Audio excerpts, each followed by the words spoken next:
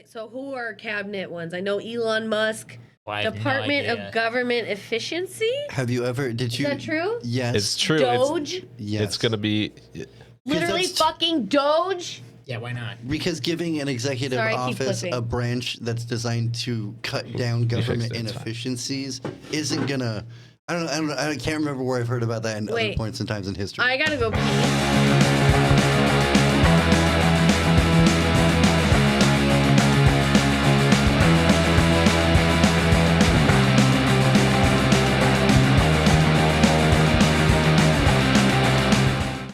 I was gonna. Oh shit! Sorry.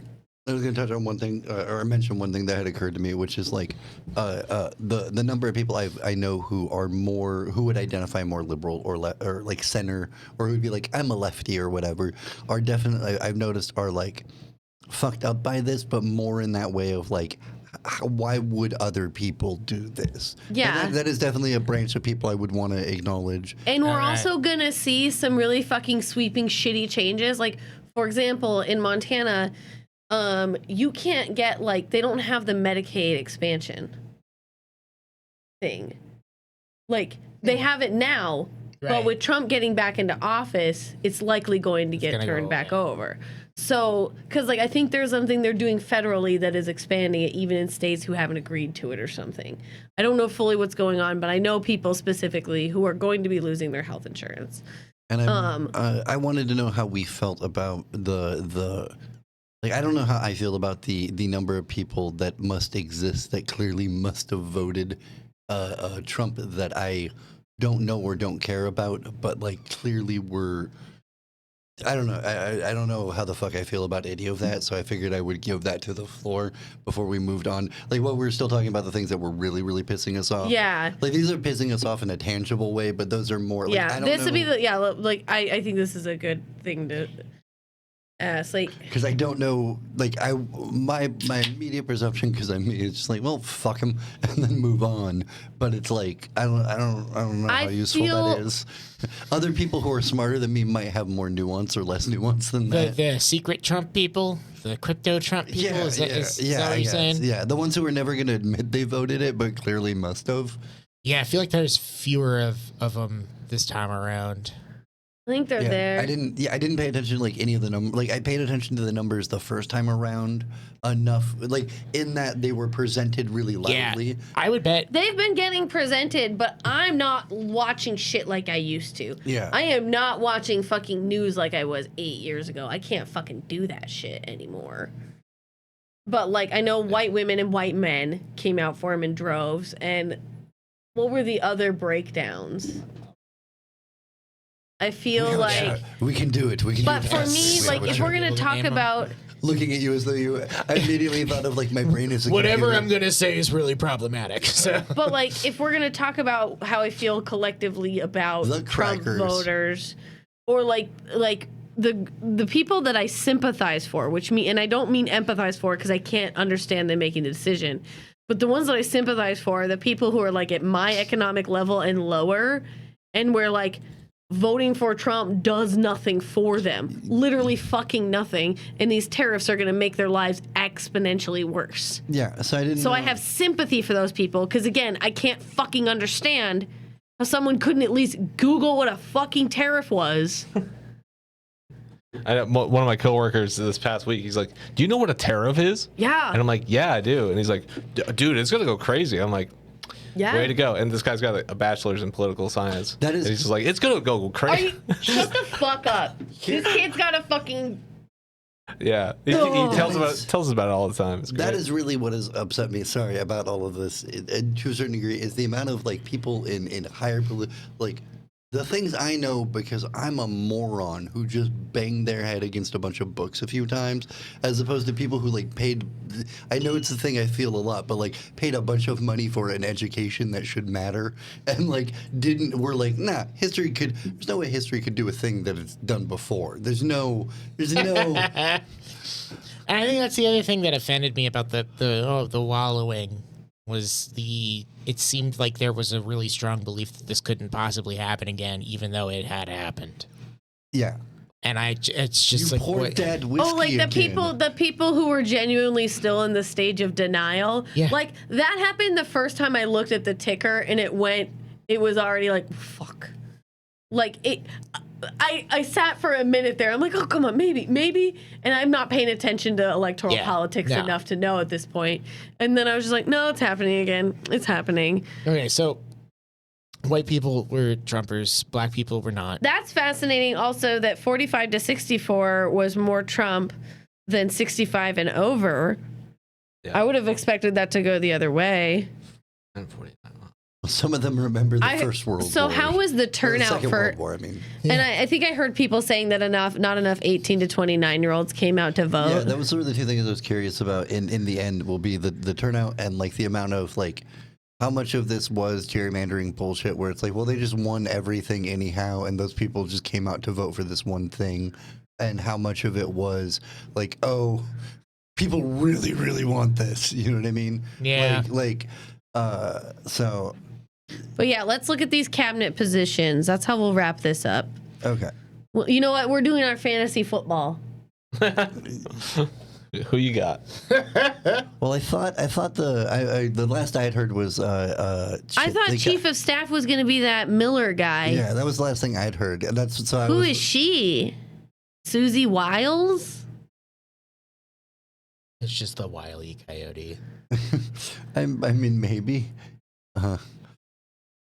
Who served as co-chair in Donald Trump's 2024 presidential campaign, as well as Ronald Reagan's 1980s campaign. You want to know who she looks like? She looks like... You do yours first. Okay, I was going to say she looks like Mrs. Doubtfire, but younger. I was going to say Paula Deen if she discovered cocaine and problematic gambling. She looks like the softer of a butch lesbian couple. Like the one that's not into the sex stuff anymore, but is really glad that her partner still has somebody. No, just the one that like dresses just a scooch more feminine. Yeah, you know, no, she just a definitely, scooch. that's a face that loves to come. But She looks like the energy vampire from What We Do in the Shadows if he took off his glasses and put on a wig. Ah! Okay, so that one obviously you gotta reward the people that somehow got you there. She advised the mayor of Jacksonville for a while, it looks Secretary of State Marco Rubio, how fucking great. How fucking great. That's going to be asshole. a nightmare. Matt Gaetz, I hear this one's likely not going to happen. I think a lot But of I don't know. I think a lot of what this plan is it's the classic Trump thing of like, I'm going to throw so much shit at you that even if you stop the 3 worst things, that's 3 worst out of the 10 worst things ever. So it's like, even if you stop my Department of Government Efficiency, I got all my rich people all their breaks and I deported all the people I wanted. You know what I mean? Like, And so then Matt Gaetz's assistant is Todd Blanche. Okay. I was just going to say Matt Gaetz is only attorney general so that he could crawl out of Congress and not have that report released. Yeah, even though it sounds like it's going to pedophilia. likely get leaked. Oh, someone's going to leak If that it doesn't shit. get leaked. It's coming out, and then they can what just is the because point of it's anonymous leaked. if not that leak? But because if it's leaked, then they can just do the plausible deniability thing. Like, oh, it was made up. Also, how horrific that Robert F. Kennedy is going to be the Health and Human Services Secretary. Like, fucking... But also kind of funny. Like, it is funny, but it is also so terrifying. Like, we're going to have fucking breakouts of diseases that we were doing really great against. Yeah, and H5N1 is still gaining speed, let's say. Is that the swine flu? I think it's avian flu, but pigs are getting it. Like, I think the funniest thing that could happen would be if Trump did not make it for whatever reason to the inauguration, and then Mr. what's his like JD Vance has to like somehow pull all of these people together. Because it's sort of like if Lex Luthor quit the job in the middle of it. Is and this then, the Dirty like, Dozen? Maybe. I don't watch a lot of Adam Sandler movies anymore. So No, I'm talking about the old Dirty Dozen. all this shit is Right? gonna That's the ridiculous not to go six. back on what we were talking about before. No, you were right. Pat was talking about the ridiculous 6. That's different. Okay. Fuck you, Pat. I was halfway all there. these numbers. I'm sorry, Pat. The numbing numbers. Not to go back on what we were talking about before, but like obviously the negative consequences of all this are going to affect like marginalized people the most, and those are the people who overwhelmingly did not support any of this, and those are the people who get yelled at the most by the liberals. And identity politics only come out when we talk about them. And the people who are the whiniest about all of this, this is my prediction, are going to be the fastest to go back to normal. Because that's all they ever really want. They want brunch. Normalcy. They want comfort. Yeah, they want brunch. We saw this most nakedly during lockdown. First people, literally the thing that you had to do during lockdown was nothing. And these people couldn't even fucking do that. They had to still travel all over the place. They travel, they had to visit their friends, they had to go do all this shit, and they gave up on masking as soon as the government said it was okay. They gave up on fucking vaccines immediately. Like all these people fucking gave up as soon as just good little Germans. They were told that they didn't have to care anymore, and it didn't matter what any fucking science was saying about it, what anyone else was saying. And the backlash against Fauci too. They're just like, well, no, this guy was wrong, and they just attacked this man because he's like, well, he's a Nazi. He was telling us what to do and all this stuff. And he was going to put us in the FEMA death camps and all this shit. Yeah, I think liberals acquiesced to that largely. I feel like comfort is like not comfort, but like there's this disease of like privilege, and when you have it, you're like, well, yes, but this doesn't affect me. And like I definitely saw it, like I hate to be like Plaid, but like I saw it at Plaid in the strip club a lot, where it was like there were like the one person, there was only ever one person I ever wanted to like hit for stealing, and it was this dude who showed up in like a Benz or some shit and would just pocket candy and leave because he knew like, are the cops going to follow me for some candy bars that I don't want to pay for, right? Like, because he knew that. But meanwhile, every kid that came in for beer or anytime a homeless person was like, well, I need to just steal some food, like, that's when I have to write a whole report, call the cops, because it's over a certain amount, and, like, all of this bullshit. And it's kind of the same thing in the strip club, where it's like there is a stratified, like, everywhere there's a stratification of class where it's like even amongst the poor, so it's like, well, you're that kind of poor and you deserve to be that kind of poor, and I'm this kind of poor and I've earned this level in it, therefore, like, I'm right, you're wrong. And like it just extends out. So like the number of people that when I was at Plaid reminded me of strip club customers, because the way they would be like, yeah, but masking doesn't apply to me. Like I'm just running in and out. Like I'm just in the store for a minute. Like that's so like you have your mask on and I'm the only person here, so what does it matter? Right. That line of justification extends to so many other things.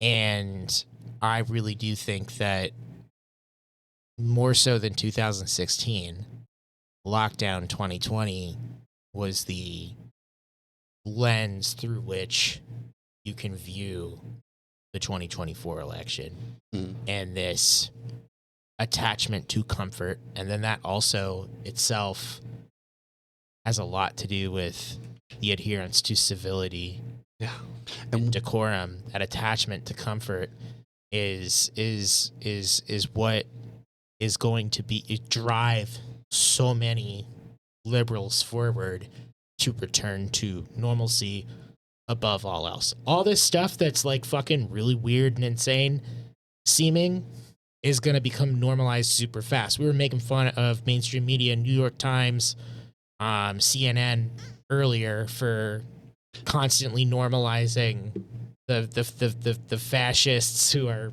ascending to power. And it's just all that same shit. And it's frustrating because as one of the people that had to work through the whole lockdown, the people who were the most like, oh, I want it to be over, were the people who did not have to work and who like, honestly, it was like the people who was like, well, so like your conditions were improved by this and you don't want other people to have that? Like you're... And I have to look at my kids for like a few more hours a day, and that's just not tenable. Well, let's not diminish the fact that because we live in such a nuclear family unit and you had to be so isolated, a lot of parents didn't have support for their kids.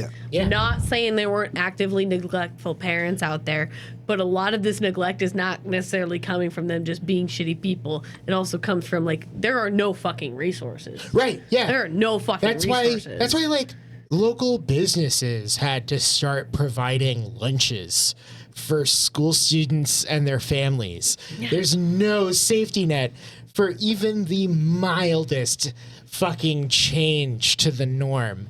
So that drive to go back to normal is just so hardwired into people and I just keep going back to my main point of the weeping and the wallowing. I just can't take serious. Yeah.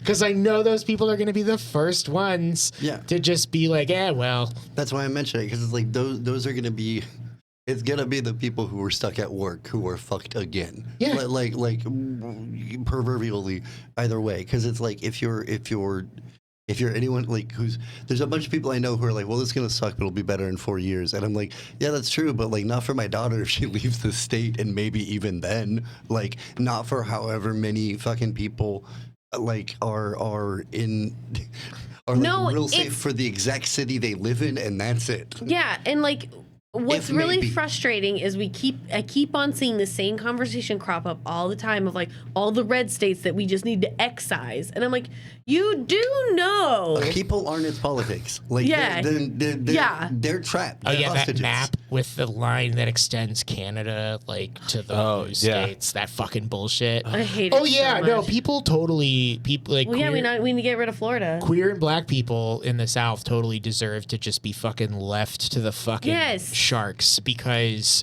of geography. And how white people voted. And I do want to clarify that is different than if you're like, hey, I'm going to move me and my kids to a place that seems safer, or I'm going to move. Oh, yeah, absolutely. That's not a bad thing. That's a smart. But choice. to disavow an entire state just because of how its electoral college voted. Yeah, it's hack. It's fucking hacky. Yeah. It's fucking hack. I've seen some people we know doing shit like that, and it's fucking hack. It's so lazy. And I mean, I used to get in trouble all the time for making fun of the South, but I wouldn't do it in a way that was out of we need to fucking excise this cancer from our country. It was more just the reason why there's a lot of black people there is because they kept them for a while. I wouldn't be so keen on bragging about diversity based off of those hundreds of years where they didn't really have a choice. It was just a collective hug. And then to fight the fact that they didn't have a choice, the Union blew up a lot of infrastructure. And so so there's nuance there. There's layers to it. But you can't fucking just throw whole ass fucking states to the fucking wolves because they didn't vote a certain way per our shambolic republic representative democracy. And by moving out, you remove some resources from any chance of organizing to change the outcome. It's just going to continue to be the same. That's a toughie. And then but it's who are the people who should be held responsible to stay? Well, yeah, I can't. I can't. On the one hand, I can't blame people for leaving. Totally. But on the other hand, I am I'm someone who has left places before for less valorous reasons. You have to go back to Montana? No, please don't do that. Why you gotta do that to me? But the point I was going to make too is cold. if all the people saying they're going to Canada, which is itself a pretty similar out of the frying pan into the fucking fryer, and then they're going to be there and have these same attitudes where well, I can't organize and do anything here, and I want to be comfortable. I'm going to vote for the lesser evil, whatever it is, and then that country starts to slide into the same situation. Yeah, and Canada not even really being that much better from the beginning. Well, and that could be an example of American exceptionalism, thinking that our fascism is so unique to us and that ours is more powerful. Yeah, I'm just saying. Listen, if we're gonna talk about the fact. We inspired a genocide in Germany, and now we are paying for a genocide in Palestine. Yeah, we really done fucked up. I'm just saying, we may not be exceptional, but we're fucking killing it! Yeah, we're doing a bad job. Okay, but I do think we should talk now about things to do. Right. So, and a good jumping off point for that, we're talking about people moving places. Is I think locally we need to prepare for like a lot of people probably moving here to get. Before we do that, do we want to finish talking about? No, any of not this really. shit? Okay, I didn't know. I just wanted to make sure that we did touch base on the fact. There's two names that I want to talk about. Tulsi go ahead. Gabbard, Director of National Intelligence. Yeah. That's scary. Yeah. Michael Waltz, very similar name to Tim Waltz. So what's going on there? And then Who's that guy? Christy Fucking Nome. Huckabee. Sorry, Ambassador. Christy Nome being in charge of Homeland Security is just like, that's just comical. Oh, Did you see Ambassador to We Israel? finally figured out where Stephen Miller is. Wait, go back down. Did you see who's U.S. Ambassador to Israel? Yeah. No, I listened. Mike Huckabee apparently has had a bunch of comments being like, "We love and support." Like all these people that I've like actively tried to never pay attention to. It is very much like it's a little bit like the Marvel universe. Oh, Like, so Was it the Deputy Huckabee family? Chief of Staff. Was it the Huckabee family that was like freewheeling about killing dogs? no, that was Gabbard, I think. No, I think that might be both of them. I thought it was Nome. I think someone in the No, Huckabee Nome family killed the definitely dog too. killed a dog, but I feel like Huckabee's I feel like the son? Huckabees left a dog on top of a vehicle or something. Oh, that's they Chevy right. I chased forgot it. about Of that. Staff for Policy and Homeland Security, Stephen Miller is basically that's. It's interesting when the devil gets the job in hell. Like when you're like, hey, this is. Yeah. Jesus The Christ. shitty version of the. But Let me just say, Burger Maniacs rise up. There's our boy Doug Burgum. I was rooting for him in the Republican primary. Let's just. what? What's he like? He's from Wyoming. I think he's a real cowboy kind of guy. That's unfortunate. Very awkward kind of, but you could tell he's kind of a rancher type. He must So- have a lot of money. So yeah, Interior Secretary. So totally Trump saw him and was like, you like outside stuff. Yeah, it is funny that it's called the interior when it is outside stuff. It's the exterior of the interior. It's very funny. I don't know if you know. Listen, it's like the front of the butthole. We're all inside the asylum, and so it's the interior. If you think about it, people are just one big donut with a little squiggle in the middle, you know? You all took that in directions that I could have never anticipated. But yeah, like honestly, this is definitely a hellscape. I feel like this cabinet is a nightmare blunt rotation. Lee Zeldin looks like Led Zeppelin to me, I and know. that's exciting. Did you see that tweet? Where, like someone had retweeted Lee Zeldin's whatever. And it's like, I'm never listening to Stairway to Heaven ever again. You suck. The problem with Mike Huckabee is he has such an adorable name. Like that sounds like the most innocent open mic comic. Like I'm like, oh, do you hear Mike Huckabee's puns? Like they're not. I mean, like Tanner Torkelson. Yeah, he doesn't have good jokes, but they're great puns. It sounds like Southern gay. Like Mike Huckabee just sounds so gay. I like the idea of someone hucking a bee though. Like just trying to throw a bee as hard as they can. How you doing, Huckabee? Oh, you're just sweeter than a Huckabee. Oh, shucks. I'm Mike Huckabee. Well, I don't know. I'm just Mike Huckabee. I can only come when my prostate is stimulated. Hey. And there's no shame in that except for the deep-rooted thank shame you. I felt for my entire life. Accurate. Okay, so now that we've talked about the nightmare blunt rotation that is the cabinet, I can't do anymore. I Mike can't. Huckabee's a bottom. That's what I'm saying. Bottom, bottom, bottom, bottom, bottom, bottom, bottom.